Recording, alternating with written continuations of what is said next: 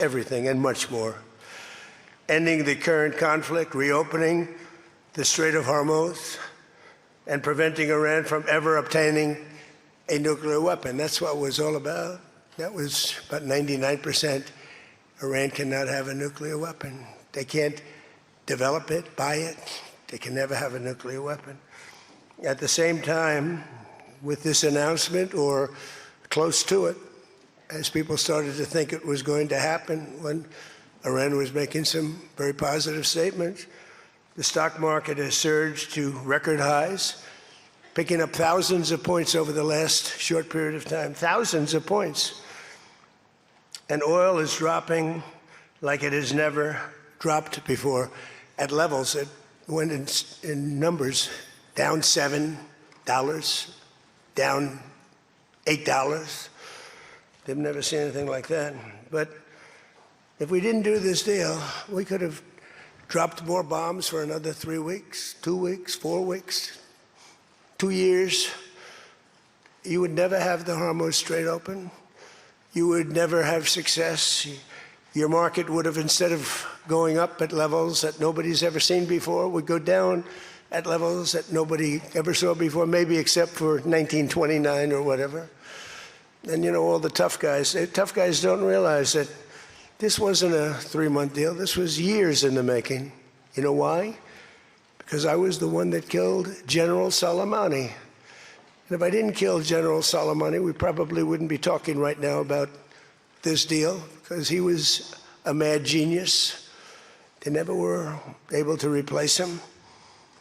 But a lot of people forget that. The tough guys, you know, the tough guys that would drive the country right down the tubes.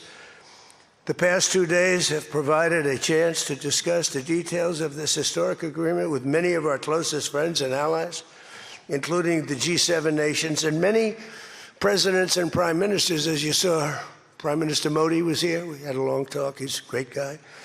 They are thrilled that we made a deal, every one of them. There's not one nation that came to us and said, please, sir, keep dropping bombs on them. Please keep dropping bombs. The stupid people say that. But I'm thrilled to report, and by the way, those last 2 days were brutal. $200 million worth of bombs. And, you know, it is expensive too, by the way, aside from everything else. And they knew I was coming for a third night. We informed them we're coming for a third night. They didn't have their Navy, it's sunk. They didn't have their Air Force, it's gone, not one plane. They didn't have anti-aircraft equipment, so we got free reign. They didn't have their leaders. But they have a new group of leaders that I think is, actually, I think they're smarter. I think they're very smart. I think they're far less radicalized. And I think they're really good. They love their country. You know, you talk about regime change, nobody will say that, but I guess that's, look, their one set of leaders is all gone. Their second set of leaders is all gone. Their third set of leaders, a little bit gone, but for the most part, and frankly, I think that's regime change. I think they're going to behave much differently. I think they see a different way of life that they were never exposed to. So the one thing I didn't want to see is I didn't want to see economic catastrophe. If you kept this going, that could have happened. But all I know is every time we talked about the possibility of peace, the stock market shot up like a rocket ship. It never went down. They didn't like it. The people, you know, the stock market is more brilliant than anybody there is, including the people on the stage, other than me, of course. Let's see. I don't know. What do you think, Scott? Is the stock market more brilliant than you? No, sir. Oh, that's a terrible statement. All right. The stock market is quite brilliant. And every time we said something amazing, like we're going to settle, it would go up. And every time we said something negative, like, guess what, we're not going to be able to settle, it would go down very big, Peter, very, very big. Tells you something. And you know, I've studied presidents, some good, some bad, some great. Not too many are great, and some really bad. We had one just recently. And the one president I did not want to be was the late, great Herbert Hoover. I didn't want that. And who knows what would have happened. But bad things happen. So the past 2 days have provided a chance to discuss the details of the deal with the closest friends and allies, heads of countries. They were all here, a lot of them. Far more than the 7, as you know, a lot of them. And they put out a statement. I think President Macron, who did a great job, by the way, him and Bridget, they did a great job. But they all put out statements saying they love this deal because they want to see it over. And they love the fact that the hormones, don't forget, if we were going to drop bombs, let's say we went another month, another 2, 3 months, maybe weeks, could be another 3 months, could be whatever. What do you have left? Got maybe nothing, but you don't have, the strait will never be open because people that own billion-dollar ships, these ships cost $1 billion. They don't like sailing ships or having their ships participate when you go up the coast and you go through the strait and there are rockets flying over your head. They want to protect their $1 billion investment. You wouldn't have oil for maybe years. These are stupid people. But nobody was tougher than me. Nobody hit Soleimani. You know, when I hit Soleimani, people thought that was the biggest thing to happen in the Middle East for 50 years. That was the biggest event. He was the boss of Iran and respected, but he was a mad genius. He was a genius, the father of the roadside bomb. When you see young men, and in some cases women, mostly men, walking around without legs, without arms, with a face that's been blown to smithereens, it's Soleimani, 95%, 96.2 they say or something, 95%. That was Soleimani did it.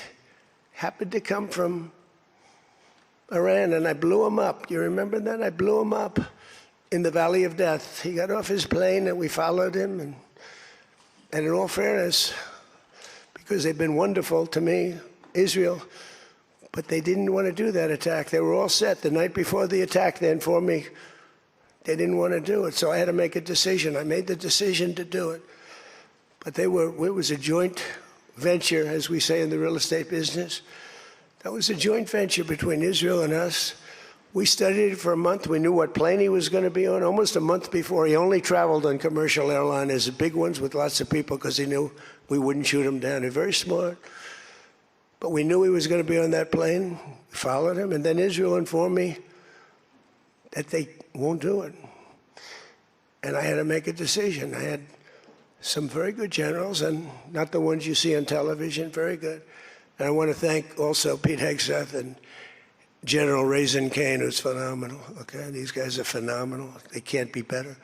But I had some good generals, and I said to them, well, if Israel's not going to do it, we're all prepared. Do we do it? Do you like doing it or not? He said, sure. If you want to do it, we can do it. How well? We'll do it just as well or better. Do it ourselves. We don't need anybody. So we took out Soleimani.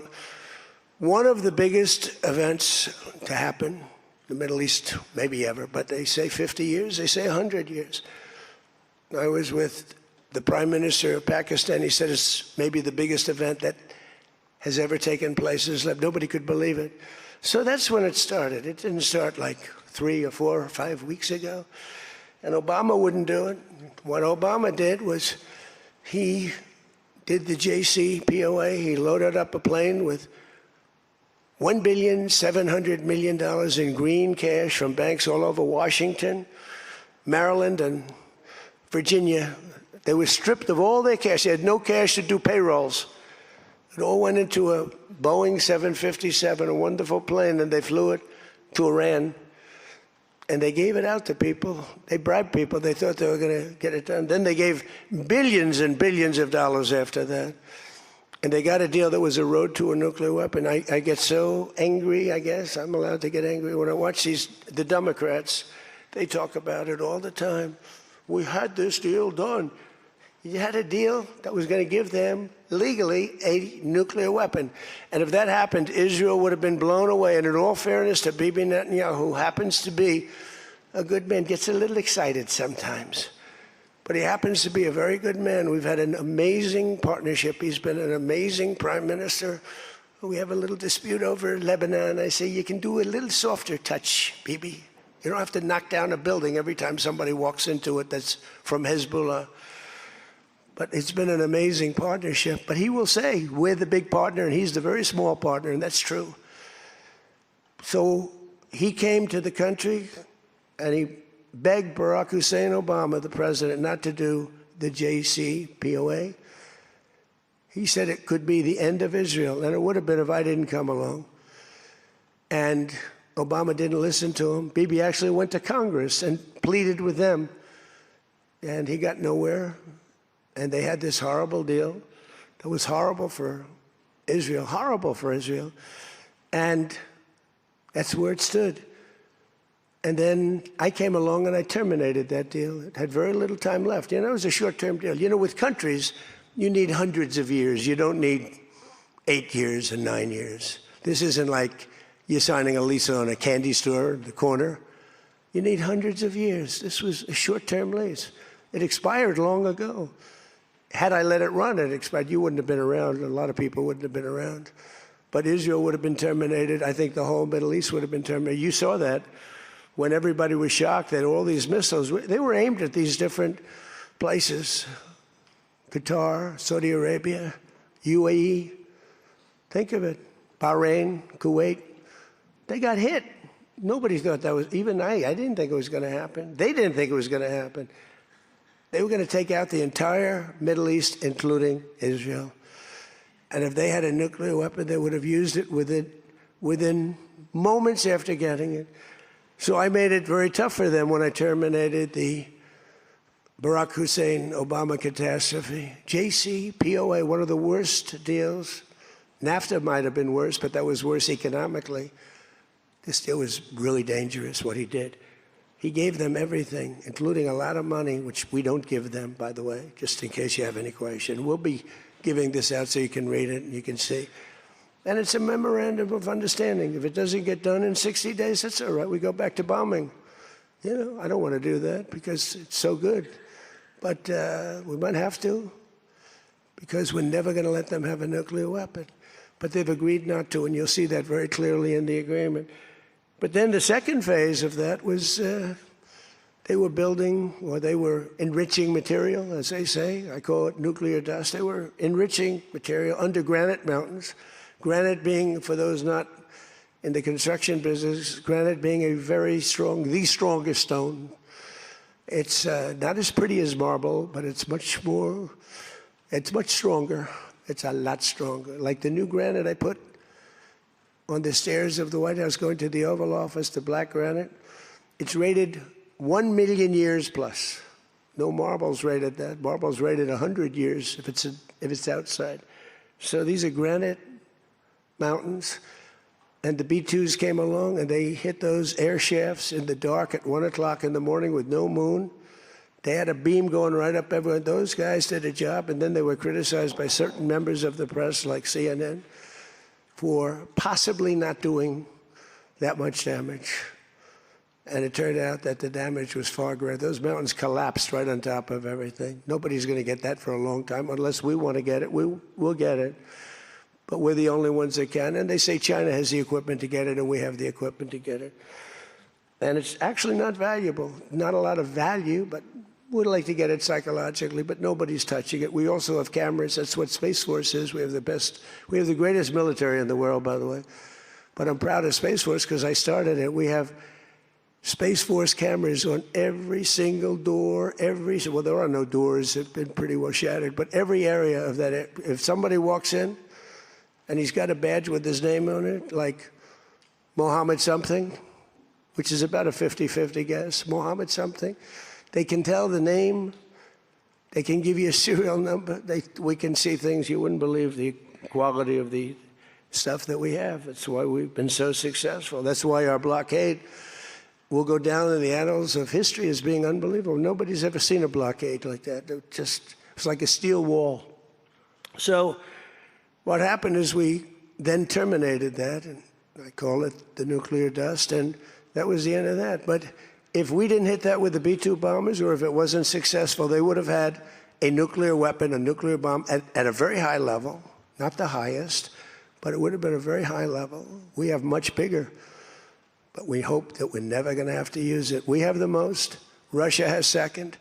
China is very far behind, but going to catch up, unfortunately. You know, they're catching up, but we have the most. We have the most powerful, but we also have the most. But Russia's not far behind. And then you have China in third place, but within 5 years, they'll be probably even.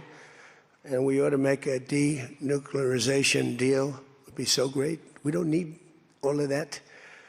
We don't need to be able to blow up the whole world 300 times over. It's terrible. It's really, if we could do a denuke deal, I'd love it. And one of those two is very willing to do it, I will tell you. But the other one is less willing to do it. And you need all of them. So the deal we reached with Iran on Sunday will be signed shortly, tomorrow, maybe the next day. Subject deals. My whole life is all about deals. That's all I ever did is make deals. And crazy things happen with deals. I've gone into deals where it's a guarantee. No way it can not be signed. And it doesn't get signed. And I've gone into deals that you have no chance of making, and they go like nothing. So, but we're going to most likely sign a deal. They want to sign a deal.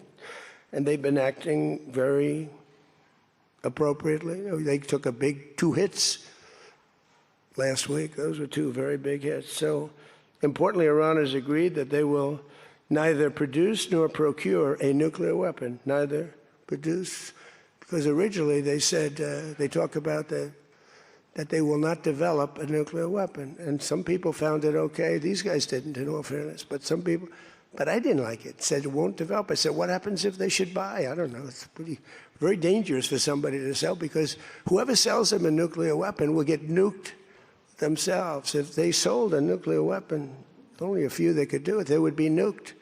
They wouldn't have that country long. So it's a very dangerous thing for somebody to do. But I wanted it in there. So it's develop, procure, buy, anything.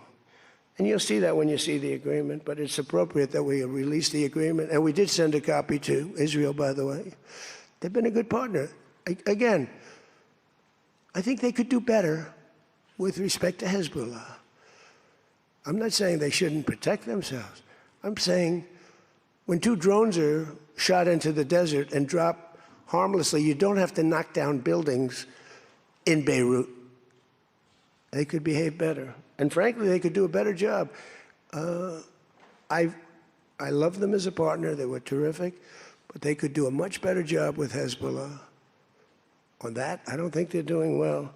And I feel very bad for Lebanon. Lebanon's been, it was a great culture. They had the professors, the doctors, the lawyers. It was an incredible culture, maybe the highest in the Middle East for years and years, centuries. And for the last 50, 60 years, they have been just trashed. They have been living in hell. So they'll work closely with us to turn over the so-called enriched material that's very deep in the bowels of the earth, very deep. Nobody can get it. So it's not important that we do it quickly, but we could do it fairly quickly. When we have a chance, we'll do it. But in the meantime, we have cameras on every inch of it. Nobody can do it. And if they do, we'll hit them with Patriots, that's all. And they'll be gone. And they know that. Technical discussions on the removal of all stockpiles of enriched materials will begin immediately. We're going to start that immediately. And unlike Barack Hussein Obama, who sent Iran pallets of cash, and any relief they receive under this deal, they'll have to get based on merit. And it won't be from us. We don't have to give them anything. But some people may want to invest. Like, what are you going to do? Say you can never, ever invest in a country? I mean, it's pretty tough. I don't mind being tough, but it's pretty crazy. You can invest in a country. You can invest in any country you want, but you can't invest there. Well, they need investment because we did $1.5 trillion, maybe $2 trillion worth of damage. So somebody's going to have to help them out. There's no guarantee about helping them out. It could be their neighbors will help them out a little bit. I don't know. But it's a lot of money. almost nobody has that kind of money. That's the kind of damage that was done. But we're not investing any money. There was a fake story. There was a fake news story that got a man, a person, a good person. J.D. made a statement. It was a perfect statement. And they reported it in a very strange way, but that's why it's fake news, I guess. So we don't give them money. We don't give them any of that. And what happens is with time, if they behave, if they be a citizen of the world, a reasonable citizen of the world. And I think this group, again, I didn't do this for regime change, but I think this group is regime change. I mean, hey, the first group is dead. One little morning, having breakfast, the whole group, they thought they'd never be caught because we never bombed during breakfast, but we bombed. And they all, 88 people, and I'm not proud of that at all, but the second group came in and they were very unreasonable too. And they were all gone. They were all gone. And then the third group, we've been dealing with them. A couple left this planet, but we've been dealing with them. And again, they've been fine. I mean, I've had a lot easier. I've had some easier ones. They're tough, they're smart. Maritime traffic through the Strait of Hormuz has already increased very substantially, and the normal flow of energy will resume in the coming days, and trillions of dollars will be made by the world, and the stock market will, I believe, continue to rise. The only difference is that a player that's very volatile, very tough, very smart, frankly, you know, they have, in one way, a primitive culture, but it's also a genius primitive culture. They're very smart people, very good negotiators, but so are we. So rather than possibly going into a depression, rather than having your favorite president be Herbert Hoover, I was always the one I didn't want to be. I wouldn't have preferred Nixon. I wouldn't have preferred, there are plenty I wouldn't prefer, but the one I always thought of, Herbert Hoover, and he caused it. He raised taxes too fast, and he raised interest rates too fast, all at the same time. And it caused the Great Depression. So I don't think I'll make mistakes like that. I lower taxes, I don't raise taxes. In fact, we just gave you the largest tax decrease, largest tax cut in the history of our country. So we'll be working on a parallel effort with the Gulf nations to address non-nuclear issues such as the conventional ballistic missiles, which we'll be talking about, and support. I mean, they have to have some because other people have some. You got to have some. Somebody said, you shouldn't give them one. I mean, I have guys, I like some of these guys, but I don't think they're smart. Sir, you shouldn't let them have any missile. I said, well, what am I going to do? Am I going to let Saudi Arabia have missiles, but they can't have them? Yes, sir. Doesn't work that way, you know? It doesn't work that way. And missiles aren't the problem. Missiles are, they hurt a little location, but they don't blow up the planet. So the Gulf nations will address the non-nuclear issues. As we'll be talking about the ballistic missiles, and we'll talk also about the terrorist proxies that they have. That we don't want that to happen. But I want to thank our partners in both Pakistan and Qatar. These people work so hard. And they knew them a little bit. In the case of Pakistan, quite well. In the case of Qatar, they were sort of at odds. And, you know, Qatar was great because they had right next door. When I flew from there, from that location to Saudi Arabia, I'd fly for 40 minutes, and I'd fly to UAE for 40 minutes, two great leaders there, by the way. In the case of Saudi Arabia, the father's still alive, and he's fantastic, and the son is going to be great. He's going to be great. The Crown Prince and Mohammed at UAE is an incredible warrior. He was dropping bombs. Last week I said, who the hell's dropping all those bombs? It was UAE. He's a good fighter, Mohammed. But every administration for decades has sought to get Iran to relinquish its nuclear ambitions, but the threat only got bigger. The words got bigger and stronger and bigger, and nothing ever happened. And Iran got stronger and tougher. If we didn't blow them up the first time and then blow out those weapons, they would have been unstoppable. This should have done, what I'm doing and what I did should have been done years ago Would have been much easier, much less firepower, but it wasn't. And again, I want to thank all those countries, and I want to thank Israel and Bibi Netanyahu. So obviously the breakthrough would not have been possible without the unprecedented pressure the United States put on the regime over the past year and a half. But again, it started a long time ago. It started with the death of Soleimani. That was a big deal.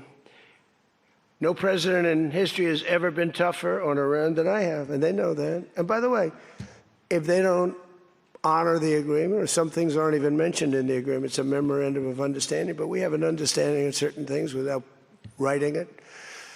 And if they don't honor that, we'll probably go back to bombing them until they honor it, you know? It's amazing what bombs can do. So I say it, the Obama deal was a road to a nuclear weapon, and let's call it the Trump deal, was a wall for a nuclear weapon that the nuclear weapon could not get through. Nobody's going to get through it.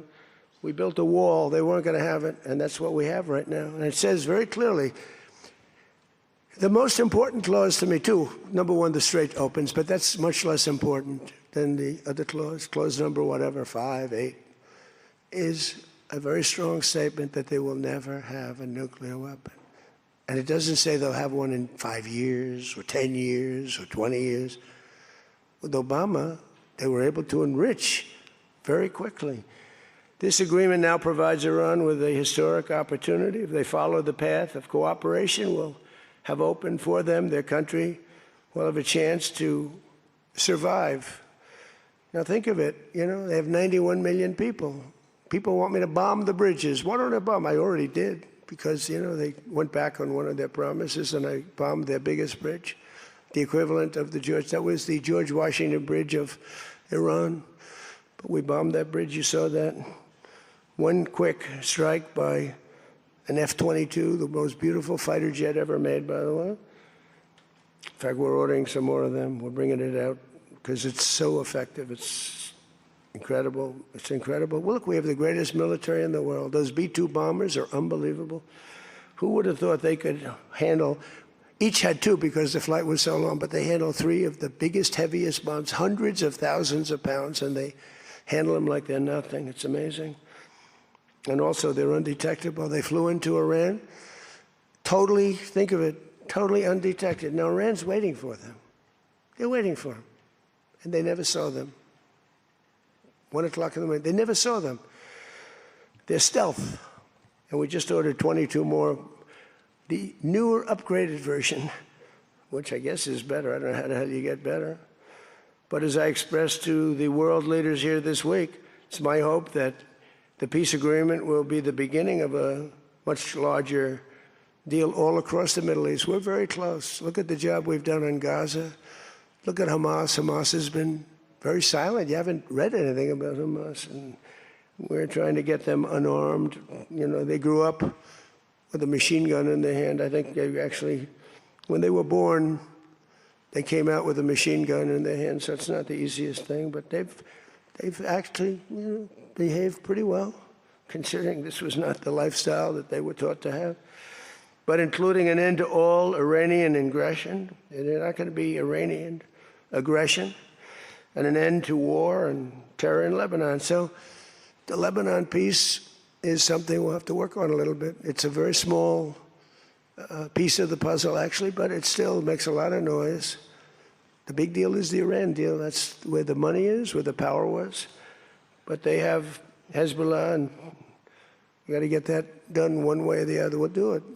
I think Israel can do a much better job on it. Syria would love to do it. I was very responsible for the gentleman at Syria that's now the president of Syria. He's done a tremendous job. He's put that country together in a year and a half. Sort of like our country, a year and a half. It's pretty similar size. They said, please don't put him there. He's a very violent man. Al-Qaeda.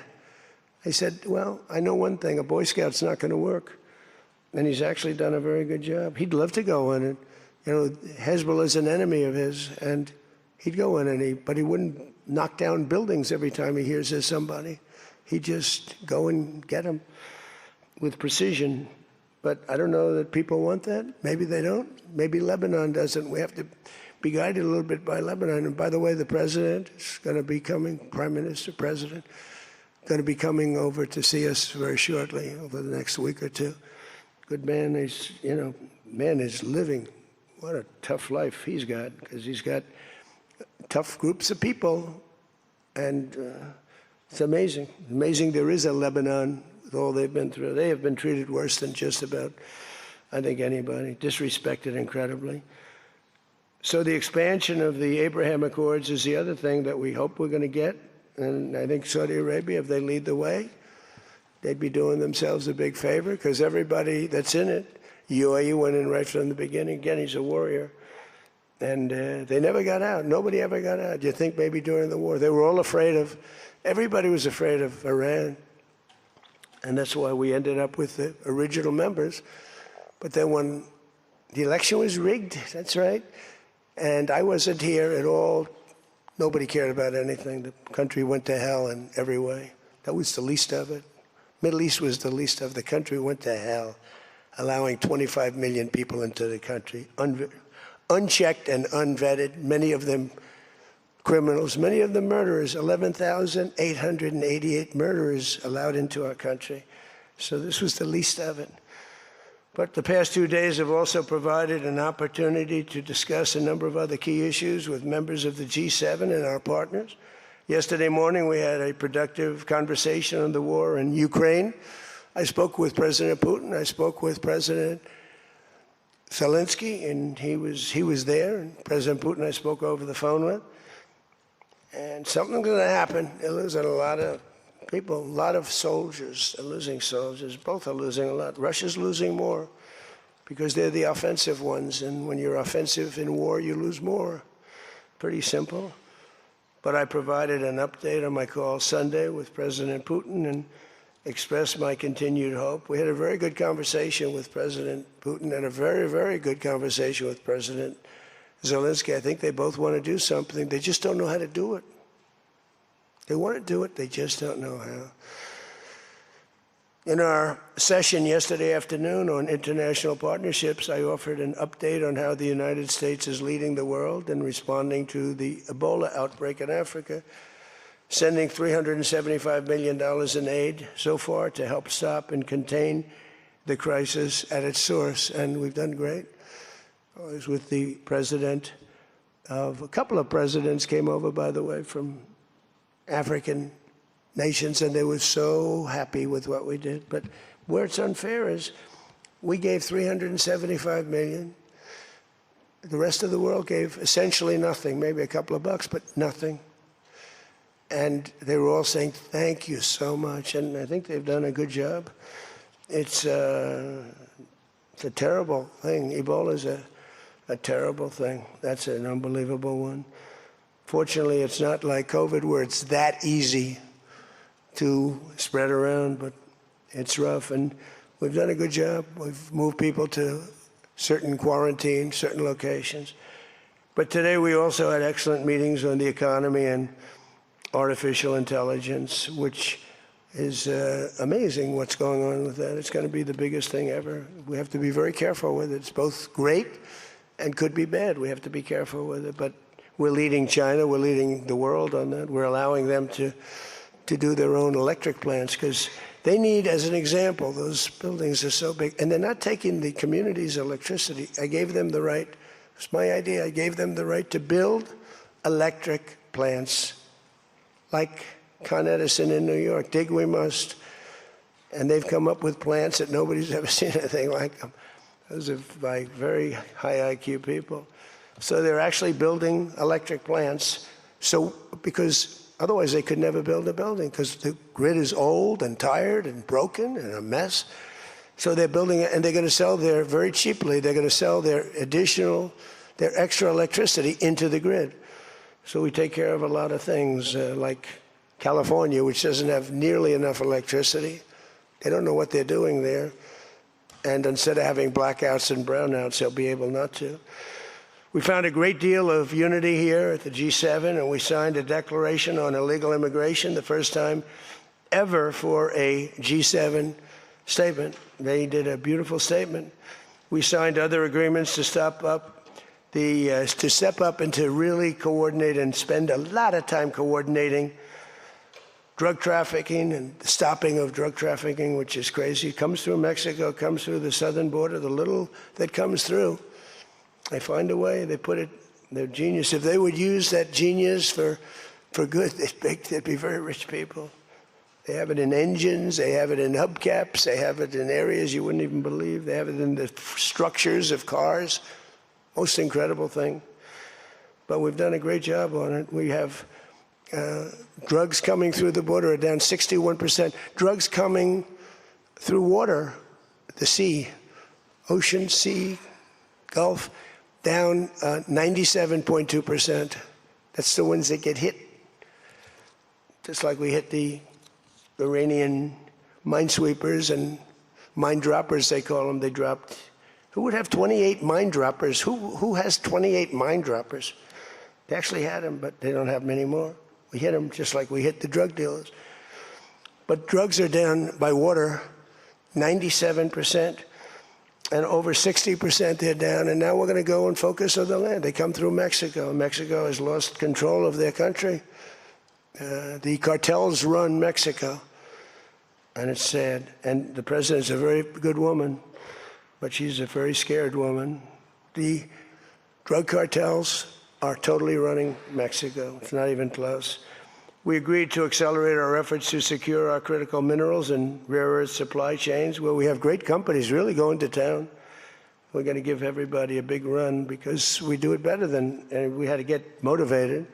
The G7 also agreed that the United States' new approach to international development based on the private sector investment is working at levels that they never thought possible. It's really working.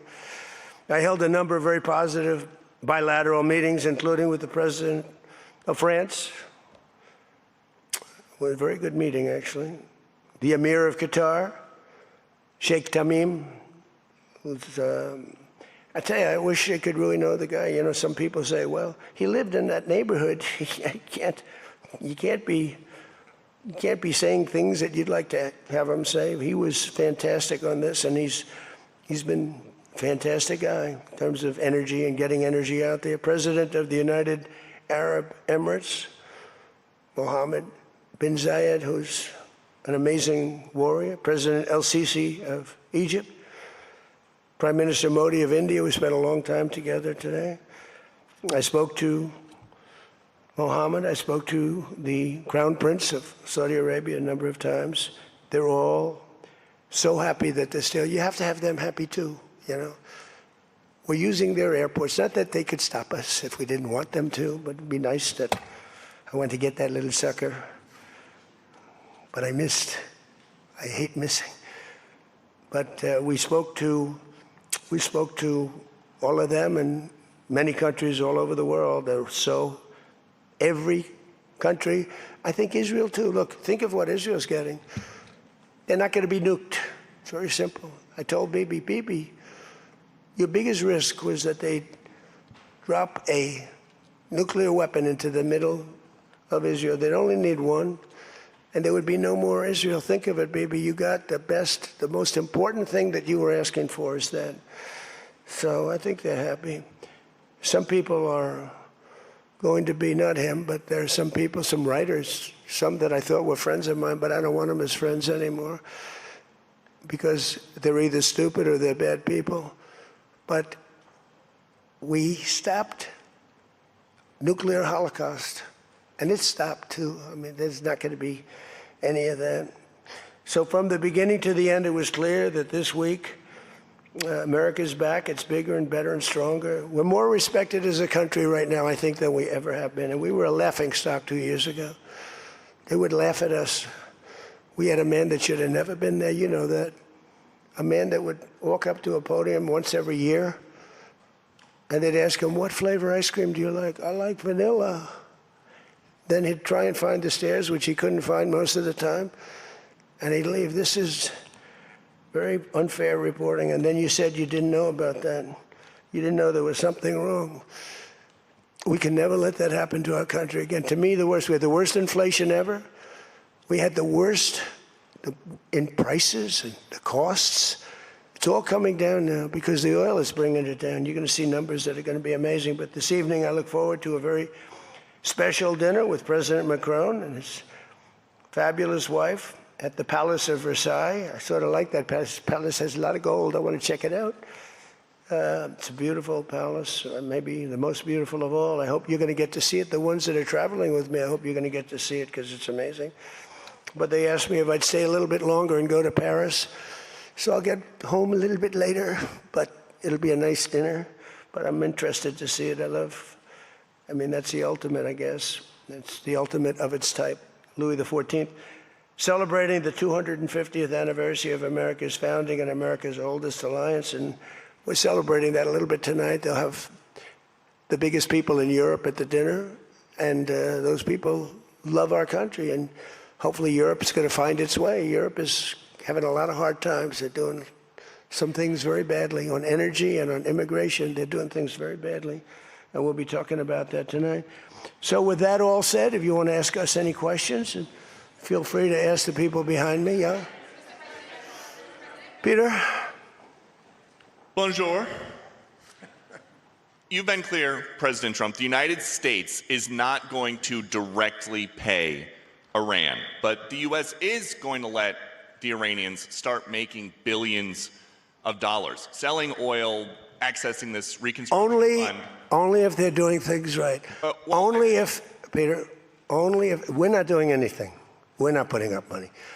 Only if they're doing things right. If they're doing things right, if people want to invest, they can invest. But they had this $300 million fund. It's only $300 billion fund. It's only if they're doing things right. Remember this also. When you talk about billions of dollars, they've had much more than $1 trillion worth of damage done. They got a long way. There'll be 15 to 20 years to rebuild what they have right now. So they have to behave themselves. If they're not behaving, they get hit again. You know, they'll be hit again because we can do it very easily. It's going to take a long way for them to build back their anti-aircraft stuff. It's going to take, and you know, the other thing I want to thank China, President Xi, I was with him, and he stayed neutral, totally neutral, and I appreciate it. And I want to thank Vladimir Putin. He was very neutral. They could have made it much more difficult for us. And I want to say it. You know, somebody would say, "Oh, that's terrible. He's thanking President Xi of China." Well, let me tell you, I had a long talk with him. You know, they have shoulder weapons to knock down airplanes. That it's not like the real deal, but they're accurate. They're fairly accurate. I said, I would really appreciate you're not giving or selling any of that stuff to Iran. And you know what? For the most part, he didn't. So I just want to thank them because they made it a lot better. Can you explain, though, what the difference is between giving Iran U.S. dollars and unfreezing U.S. dollars for Well, the unfreezing, that's an easy one to answer. We have taken a lot of their money, and we have their money. We have taken their money. It's not our money. It's their money, and we froze it. At a certain point in time, I guess we're going to have to give it back. You know, if we didn't give it back, nobody would ever invest in the dollar again. If you took their money, because I thought about it, you know, I'm not the most perfect person. I said to Scott, why do we keep their money? What the hell are we giving it back to them? But, you know, people from lots of nations, some nations we don't agree with, they have their money. The dollar's become very strong under me. And they don't want to have a little conflict with somebody and end up having the United States just take their money. So if you do that, you really don't have a system. And I did just want to ask you about this. A wise man once said in January of 2020, Iran never won a war, but never lost a negotiation. That wise man. Who said that? Donald Trump. Oh, that's what I thought you were going to say. So how do you go back to the United States and convince a skeptical American public that this deal is a win? Well, look, here they lost militarily, okay? It's very tough because I know that no matter what, if I would go, by the way, if I'd go another 3 or 4 weeks, those same people that are critical would say, he went too long, he should have done, you know, no matter what. If they raised the white flag of surrender. And if they said, praise be to Allah, Donald Trump is the greatest president ever. We totally concede, we totally give up. This war is over, we have failed. The New York Times and CNN and a couple of others, they're not all that dishonest, they'd say, Iran had a great victory, okay?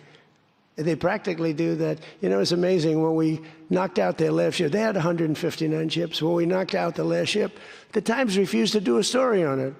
They said, why wouldn't you? They don't have a Navy, and you don't want to do a story on it. They don't have an Air Force, you don't want to do a story. We need a fair press. And that's why they're all doing so badly, because they lost credibility. When I win in a landslide and I had 93% bad press, they take good stories about me and make them bad.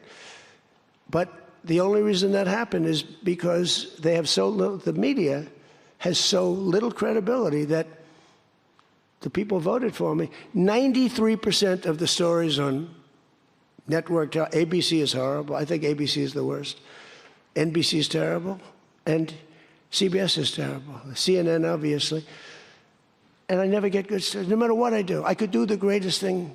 I won't get good stories on this. I'll get it from fair media. I'll get it from all over the world. They're writing good. But no matter what I do, I'm going to get bad press. I know that. Now, if I did the opposite, if I went out and continued to bomb them for another 4, just bomb the hell out of them, I'd get bad press on that. No, there's nothing I can do. But what this does is it allows the ships to go. If we keep bombing, those ships won't be going. And you're talking about $500, $600, $700 million a day. It's a lot of money. A lot of money.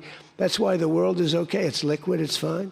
Also, we run out of reserves in about 4 weeks. You know, there are reserves all over the world, and we would really run out. And there'll be a time when you wouldn't be able to get it. And you want to see bedlam? So for all those so-called geniuses that want to show me how smart they are, ask them why didn't they blow up General Soleimani? Ask that of the general and a couple of other people that I like very much, but boy, are they wrong. Go ahead. How about you?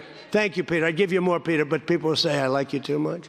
Thank you, Mr. President. Bonsoir, Mr. You know, he told me that first day in office, he asked me like 7 questions. I answered all of them. Is this true? He said, he just answered more questions in one meeting than Joe Biden did in 4 years, okay? You know, I'm not going to get you in trouble, but that's what you said. Go ahead. Bonsoir, Mr. President. In The Art of the Deal, you write about the importance of leverage. Yeah. Obviously, you have a lot of leverage when it comes to Iran, whether Tremendous it's militarily leverage. or through economic sanctions. What leverage, sir, do you have when it comes to Israel and Hezbollah to ensure that they abide by the ceasefire? Well, I think we have leverage just by the fact that we really have Iran now has to be good. They have to behave. And we might help. That's a much smaller conflict. It's a conflict that should be able to be over with. I'm surprised it's taken so long. And it's a much smaller, but we have a lot of leverage. We have the greatest military anywhere in the world. We have the strongest, most powerful. Look at the blockade. By the way, the blockade was more impactful than all of the bombing raids where we dropped $1 billion worth of bombs on Iran. The blockade was so incredible. The naval blockade, the admiral, the whole thing, not one ship got through. That meant no money got through. They were dying. They had no money. They have inflation that's 250 or 300%. They have no money. We have tremendous leverage. We have the leverage of the economy, as an example. We'll get that done. That's a small one, and we'll work with Israel and get it done. But I'd like to do it. I mean, you have people living there.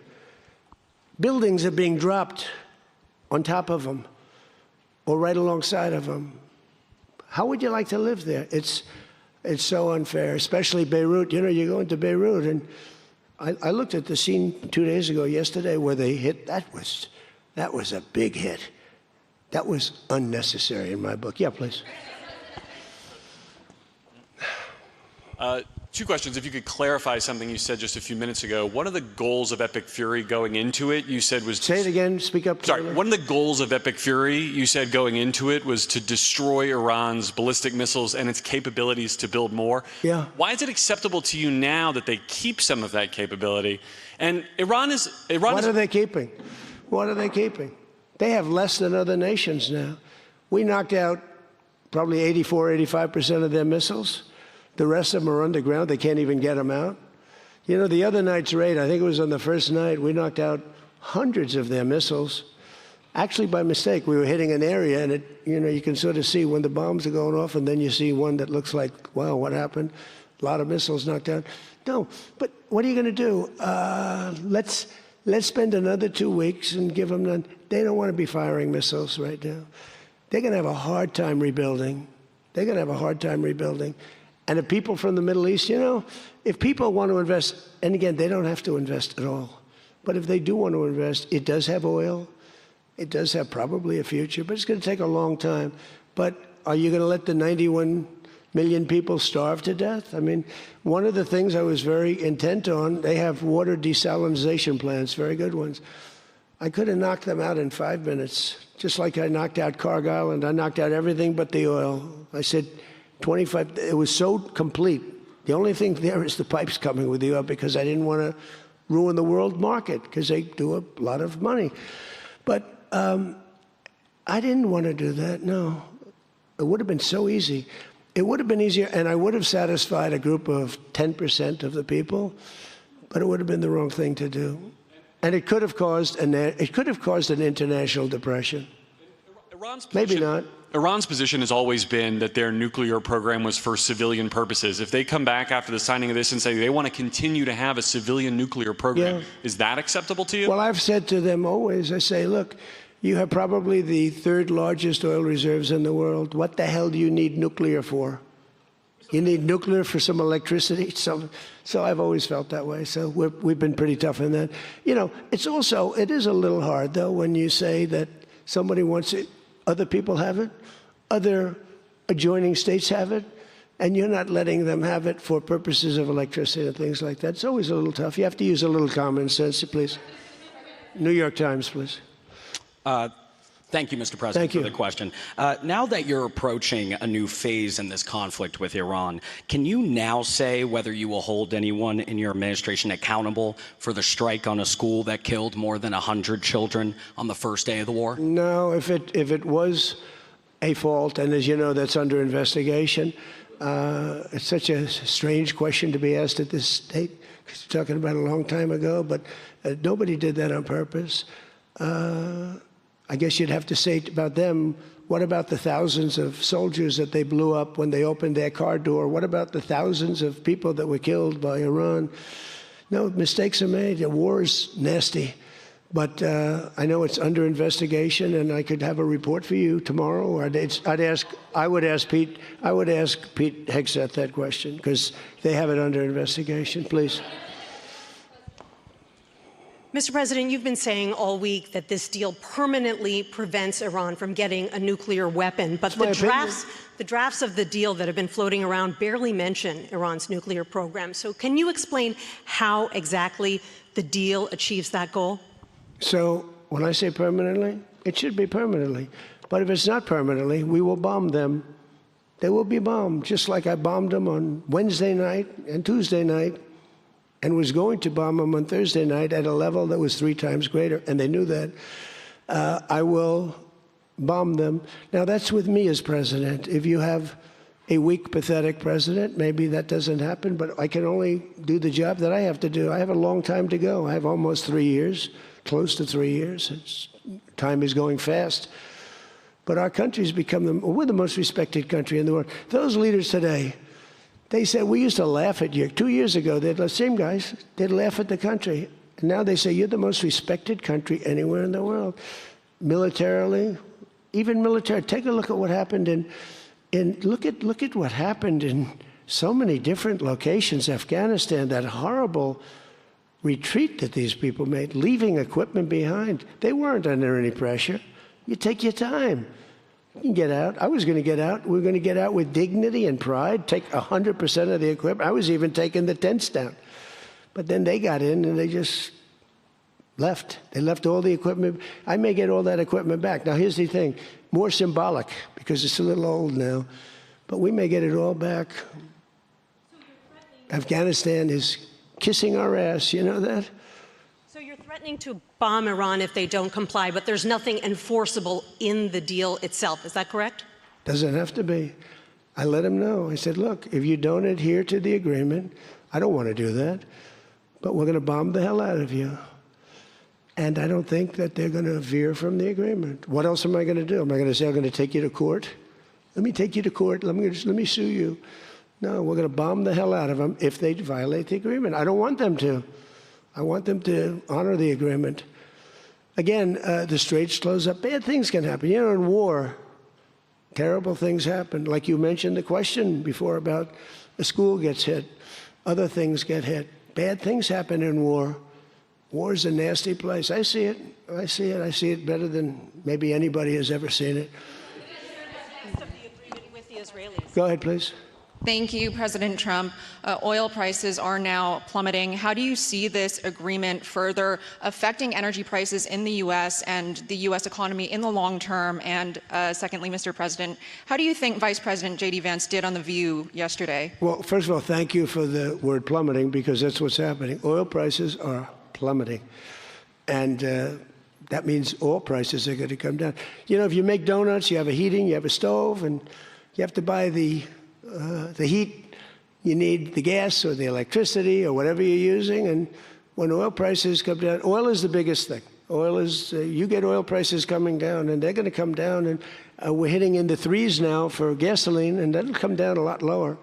So I was in Iowa just before this started, and I was saying to myself, I can't believe we're doing so well, but I have to go, and we have to put out this fire in Iran because I don't want them using a nuclear weapon. They would have used a nuclear weapon. 100% they would have used it.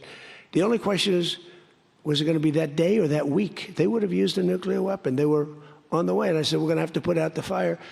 And I said, you know, oil prices, so gasoline, we passed 2 gas stations in Iowa, made a speech up there. The people are great. I won it by so much. And I love the people, farmers. And we passed 2 gas stations. One was $1.85. One was $1.91. Now, that's Iowa. But it was, I mean, California has all those crazy taxes that they put on, you know, California taxes. But the oil was down to $2 to, I'd say, between $2 and $2.50. And it was heading down further. And we were going to have a great run. We took a little journey down to a place called the Islamic Republic of Iran, and we bombed the hell out of them. And now they can never have a nuclear weapon. Now, we had a disturbance, but I must say it was much less than anybody thought. The oil never went to $350 a barrel. It went to $115, $120. The oil never went anywhere near that. And the other thing, I thought the stock market would go down 25 or 30%. The stock market, a week ago, before we started this, was higher than it was when we started, which tells you that we have a very resilient economy. We have the strongest economy we've ever had. Now, the word affordability is a fake word but made up by the Democrats. Here's where it's fake, because they made it up, because I inherited these prices. And when I had my first news conference, first day, they started screaming affordability, the Democrats. Affordability, affordability, they're screaming. I say, what's that all about? They gave it to me. They gave it to me. It's affordability. And they use that word to a fare thee well. Well, they were the ones that created the affordability crisis. I'm the one that got it down. Remember, highest insurance rates in history, highest rates for everything. Eggs, remember eggs? They were 4 times more expensive than they were in my administration. And I got it down, Peter, very quickly. Our secretary did a good job of agriculture, Brooke. She did a great job with eggs and everything else. And now that the oil is coming down, you're going to see everything follow.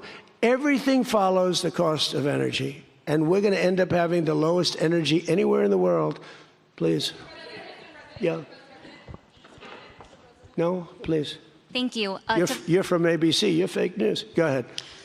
To follow up on oil, can you confirm, will Iran be able to immediately sell their oil to market? And will U.S. sanctions snap back immediately if there is a delay or collapse in the talks? And then relatedly, is there any safeguard in this deal to prevent Iran from charging what they say could be fees after the 60-day extension? The thing that's going to stop them from doing that, because you can't cover everything in a document, is common sense. They don't want to get bombed. They don't want to get hit.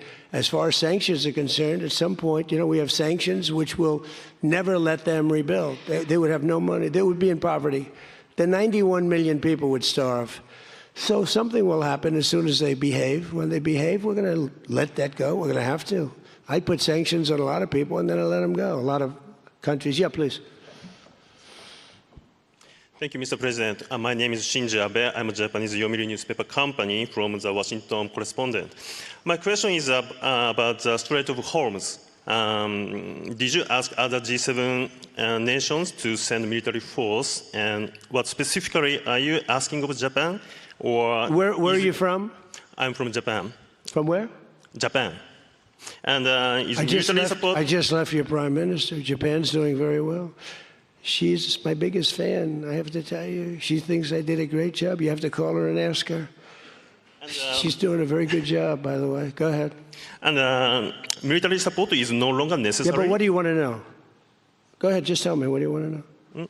Okay, my question is, did you ask other G7 nations to send military force? And what specifically are you asking of Japan? To send the Air Force? For what?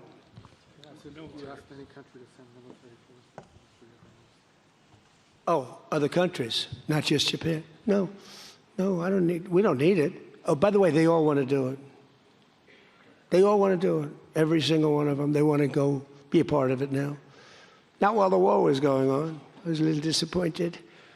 The UK, I said, yeah, it would be nice if you sent ships. I didn't put a hard sell on, but I said it would be nice if you sent some ships. And the Prime Minister said, they'll be there, sir, as soon as the war is over. I said, did he just say that? I couldn't believe it, actually. Japan has offered to get involved. But, I mean, I'll be honest, Japan was not willing to get involved during the war. I asked her, I said, you want to get involved a little bit? I didn't put the heavy sell on, but they said, no, we don't want to get involved. Nobody did. We did it ourselves with Israel and with the Arab states that got hit, surprisingly hit. Yeah. Mr. President? Yes, please. Go ahead. Thanks a lot, Mr. President. Question on Brazil. I would like to know, how was your interaction here in Evian during the G7 with the Brazilian President Lula? Did you talk about the new U.S. tariffs on Brazil? Did you talk about the U.S. designation of criminal gangs as terrorists? We did. How was it? I spent a lot of time with him, actually, and it's become a little rough country, right? Politically. It's been a little dangerous politically. You're talking about Brazil. Yeah? It's been nasty. I hear they arrested somebody that's running for office today. I found that out after we left. I just said goodbye to him, and I heard that they arrested the Bolsonaro Jr. He was doing well in the polls, and they arrested him because he made a statement in Texas. They arrested him, or they want to arrest him. They have something out for his arrest. No, they play pretty tough.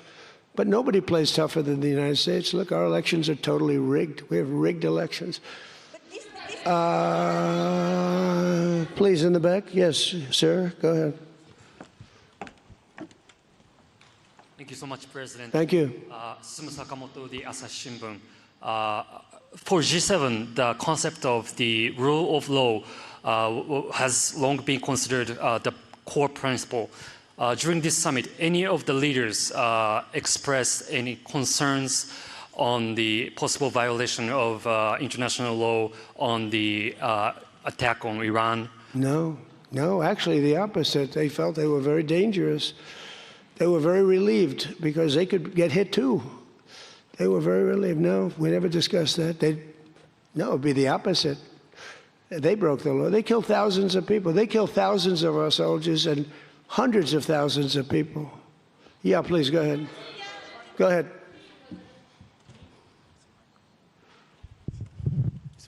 Okay. Mr. President, Yes.